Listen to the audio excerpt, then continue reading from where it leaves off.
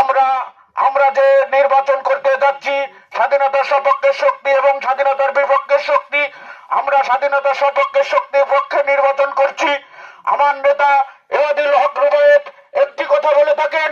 বাংলাদেশ জামাতকে জামাত ইসলাম বলা যাবে না, কারণ ওরা ইসলামকে ছোট করছে, ওরা ইসলামকে খাটো করছে, কারণ ওরা এক এক সময় এক এক জায়গায় কয়েক এক রকম কথা বলছে। কোন জায়গায় জান্নাতের টিকিট বিক্রি করছে, কোন জায়গায় জান্নাত প্রদান করছে। তাই আমি সকলকে বলবো, আপনারা এখানে যারা উপস্থিত আছেন প্রত্যেকের বাড়ি বাড়ি, এখানে যত লোক উপস্থিত আছেন প্রত্যেকের বাড়ি মা বোনকে বলবেন যেন তাদেরকে কান পড়া না দিতে পারে, এবং